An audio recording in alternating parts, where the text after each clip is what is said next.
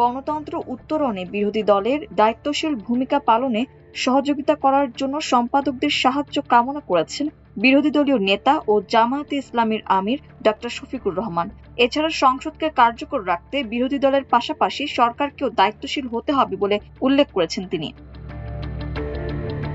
সোমবার দুপুরে বিভিন্ন জাতীয় দৈনিক পত্রিকার সম্পাদকদের সঙ্গে মতবিনিময় অনুষ্ঠানে তিনি এসব মন্তব্য করেন। রাজধানীর মিন্টো রোডে বিরোধী দলীয় নেতার সরকারি বাসভবনে এই মতবিনিময় অনুষ্ঠিত হয়। এ সময় জামায়াত আমির বলেন, আমরা সংসদকে কার্যকর রাখতে চাই, কার্যকর ও দায়িত্বশীল বিরোধী দল হিসাবে দায়িত্ব পালন করতে চাই, সরকারকেও দায়িত্বশীল হতে হবে। তিনি বলেন, আমাদের প্রতিশ্রুতি অনুযায়ী এ সরকারকে সহযোগিতা করছি, কিন্তু how far how long? President নির্বাচনে অংশগ্রহণ একটি প্রতিবাদ ছিল বলেও তিনি জানিয়েছেন। মতবিনিময় অনুষ্ঠানে জায়জায়দিন সম্পাদক ও ন্যাশনাল এডিটর্স কাউন্সিলের আহ্বায়ক শফিক রেহমান, আমার দেশ সম্পাদক ও এনইসির যুগ্ম আহ্বায়ক মাহমুদুর রহমান, ডেইলি স্টার সম্পাদক মাহফুজ আনাম, ইত্তেফাক পত্রিকার সম্পাদক তাসমিমা হোসেন, মানব জমিন সম্পাদক মতিউর রহমান চৌধুরী, প্রথম আলোর নির্বাহী সম্পাদক সাজ্জাদ শরীফ, বণিক বার্তার সম্পাদক দেওয়ান হানিফ মাহমুদ, নয়াদিগন্তের সালাউদ্দিন মোহাম্মদ বাবর, ওয়াদার শফিকুল আলম, ইনকিলাবের এএমএম বাহাউদ্দিন, প্রতিদিনের বাংলাদেশের মারুফ কামাল খান, মানব কণ্ঠের শহীদুল ইসলাম, কালবেলার সন্তোষ শর্মা, খবরের কাগজের মোস্তফা কামাল, আজকের পত্রিকার কামরুল হাসান, করতোয়ার মোজাম্মেল হক, আগামী সময়ের মোস্তফা মামুন, নিউ সেশনের মোকাররম হোসেন, ডেইলি সানের আলামিন, দ্য বিজনেস স্ট্যান্ডার্ডের সাজ্জাদুর রহমান, সংগ্রামের শামসুল আরেফিন প্রমুখ অংশগ্রহণ করেন। মতবিনিময় শেষে প্রেস ব্রিফিংয়ে জামায়াতের সেক্রেটারি জেনারেল মিয়া গোলাম পরোয়ার বলেন, বিরোধী দলীয় নেতা ও জামায়াতের আমির ডক্টর শফিকুর রহমানের আমন্ত্রণে সিনিয়র সম্পাদকরা এখানে এসেছিলেন। এ সময় দেশের বর্তমান পরিস্থিতি, সংসদে ও বাইরে বিরোধী দল হিসেবে জামায়াতে ইসলামী যে দায়িত্বশীল ভূমিকা পালন করছে সে বিষয়গুলো তুলে ধরেছেন বিরোধী দলীয় নেতা ডক্টর শফিকুর রহমান। জামায়াত আমির গণতন্ত্র উত্তরণে দায়িত্ব পালনে বিরোধী দলকে সহযোগিতা করার জন্য সম্পাদকদের সাহায্য কামনা করেছেন। একই সঙ্গে যাতে লেখনীর মধ্য দিয়ে জাতির কাছে সম্পাদকরা সত্য তুলে ধরেন সেই সহযোগিতা চেয়েছেন তিনি। সম্পাদকরা পরামর্শ দিয়েছেন, আপনারা গঠনমূলক বিরোধী দলের ভূমিকা পালন করেন, জনগণের দাবি নিয়ে প্রয়োজনে রাজপথেও ভূমিকা পালন করেন, কিন্তু আগের বিরোধী দলের মতো অসহিষ্ণু ও সহিংসতার পথে গিয়ে দেশটাকে অস্থিতিশীল করবেন না। এ ব্যাপারে কয়েকজন সম্পাদক জামায়াত আমিরের সহযোগিতা চেয়েছেন। প্রেস ব্রিফিংয়ে সাংবাদিকদের প্রশ্নের জবাবে গোলাম পরোয়ার বলেন, গণভোটের রায় বাস্তবায়নের প্রশ্নে 11 দলীয় ঐক্য তথা জামায়াতে ইসলামী তিল পরিমাণ ছাড় দেবে না। জনগণের রায়ের সঙ্গে আমরা আছি। পার্লামেন্টে যদি নিষ্পত্তি হয় আলহামদুলিল্লাহ, না হলে 70% জনগণ যেখানে আছে আমরা সেখানেই চলে যাব।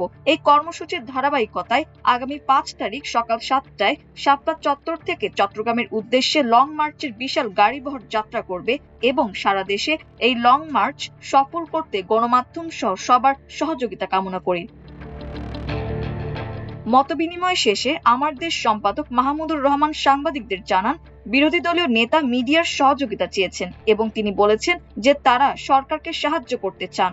সেই সঙ্গে তারা কিছু কিছু ব্যাপারে তাদের মনোকষ্টের কথা জানিয়েছেন, যেমন তারা জ্বালানি সংকট নিয়ে একটা বিশেষ অধিবেশন করতে চেয়েছিলেন কিন্তু তাতে সাড়া পাননি। তারপরেও তারা গণতান্ত্রিক ধারা অব্যাহত রাখা এবং পার্লামেন্টের সকল কর্মকাণ্ডের মূল জায়গা করতে চান, এজন্য সহযোগিতা চেয়েছেন তিনি। তিনি বলেছেন যে তারা নিয়মতান্ত্রিক রাজনীতি করছেন এবং তারা সরকারকে সহযোগিতা করতে চান। তো সেই সাথে তারা কিছু কিছু ব্যাপারে তাদের মনোকষ্টের কথা জানিয়েছেন। যেমন তারা বলেছেন যে তারা জ্বালানি নিয়ে তারা একটা বিশেষ অধিবেশন করতে চেয়েছিলেন, সরকার থেকে এখন পর্যন্ত সেটার সাড়া পান নাই, কিন্তু তারপরেও তারা এই গণতান্ত্রিক অভিযাত্রা অব্যাহত রাখতে চান এবং পার্লামেন্টকেই সকল কর্মকাণ্ডের মূল জায়গাটা করতে চান। বিরোধী দলের নেতা এটাই বলেছেন এবং তাদের কর্মকাণ্ডে আমাদের সহযোগিতা চেয়েছেন, মিডিয়ার আমাদের পরামর্শ চেয়েছেন। তিনি বলেছেন যে মিডিয়া যেটা ফোর্থ স্টেট, তিনি আর একটা শব্দ বলেছেন ফোর্থ ডাইমেনশনের কথা বলেছেন এবং তিনি আমাদের কাছ থেকে অব্যাহত সহযোগিতা কামনা করেছেন। বলেছেন তাদের যদি ভুল হয় আমরা যেন ভুল ধরিয়ে দিই, তবে শুধু ভুল ধরিয়ে না, আমরা যেন তাদেরকে পরামর্শ দিই। আর সর্বশেষ তিনি বলেছেন যে তিনি রেগুলার বসতে চান, এবং আজকে তো সবাই মিলে বসা হয়েছে, এরপরে হয়তো আরও ছোট পরিসরে তিনি বসবেন সিনিয়র সম্পাদকদের সাথে। আর সম্পাদকদের মধ্য থেকে আমরা যেটা বলেছি যে জুলাই বিপ্লবের পরে বাংলাদেশে গণতন্ত্রের সূচনা হয়েছে, মিডিয়ার স্বাধীনতা ফিরে এসছে, এবং আমরা বলেছি যে আমাদের কোনো পক্ষপাতিত্ব থাকবে না। আমরা আমাদের মিডিয়ার যে মেইন স্ট্রিম মিডিয়ার দায়িত্ব সেটা প্রফেশনালি আমরা পালন করব ইনশাল্লাহ। এবং আর একটা আমার তরফ থেকে একটা পরামর্শ ছিল, আমি শ্যাডো ক্যাবিনেট তৈরি করার কথা বলেছিলাম। আমি বলেছি ওনাদেরকে যে আমাদের দেশের রাজনীতিবিদদের একটা অভ্যাস আছে বা চরিত্র আছে যে তারা সকল বিষয়ে কথা বলেন। তো বিরোধী দলের কাছ থেকে আমাদের প্রত্যাশা হলো যে সকলে সকল বিষয়ে কথা না বলে যদি শ্যাডো ক্যাবিনেটটা করা যায়, তাহলে যেমন জনগণের জন্য ভালো হয়, একটা চাপের মধ্যে থাকে সরকার সবসময়, আর বিরোধী দলের জন্য এক ধরনের ট্রেনিং হয়ে যায়। কারণ আমরা জানি যে বিরোধী দল মানে কি, গভর্নমেন্ট ইন ওয়েটিং, যে তারা যে কোনো সময় আগামী নির্বাচনে যদি জনগণ তাদের ভোট দেয় তারা সরকারে যেতে পারে। তো শ্যাডো ক্যাবিনেট হলে পরে তাদের ট্রেনিংটাও হয়ে যায়। তো তিনি এটাকে অ্যাপ্রিসিয়েট করেছেন, এবং তিনি জানিয়েছেন যে একটা শ্যাডো ক্যাবিনেট তারা ইতিমধ্যে করে ফেলেছেন, কিন্তু আমাদেরকে জানান নাই। সেই শ্যাডো ক্যাবিনেটের নাকি প্রশিক্ষণ চলছে, এবং অল্প দিনের মধ্যেই তিনি আমাদেরকে জানাবেন যে পুরোপুরি শ্যাডো ক্যাবিনেট তৈরি করবেন। আর আমি আর একটা কথা তাদেরকে বলেছি যে আমরা সরকার, আমাদের দেশে আগে দেখা গেছে যে সরকার ক্ষমতা পাওয়ার পরে কিছুটা স্বৈরাচারী হয়ে ওঠে আস্তে আস্তে। আমরা আশা করব যে এই সরকার হবে না, কিন্তু এরকম যদি ঘটনা হয় যে কোনো মিডিয়ার প্রতি কোনো সরকারি কোনো অন্যায় পদক্ষেপ নিচ্ছে, যেরকম আমরা আগে দেখতে পেয়েছি, এরকম যে পত্রিকার উপরেই করুক না কেন, যে গণমাধ্যমের উপরেই করা হোক, এটার যেন বিরোধী দল থেকে প্রতিবাদ করা হয়। এটা যেন দেখানো হয় যে সেই পত্রিকা কিংবা সেই গণমাধ্যম বিরোধী দলকে সমর্থন করে কি করে না, এটা যেন দেখানো হয়। তো এটা উনি বলেছেন যে তিনি আমাদের এই কাজে থাকবেন। আর আরেকটা প্রশ্ন করেছিলেন মতিউর রহমান চৌধুরী সাহেব, যে এই যে ভারতের সাথে দ্বিপাক্ষিক সম্পর্ক, এটা নিয়ে জামাত ইসলামের পজিশনটা কি।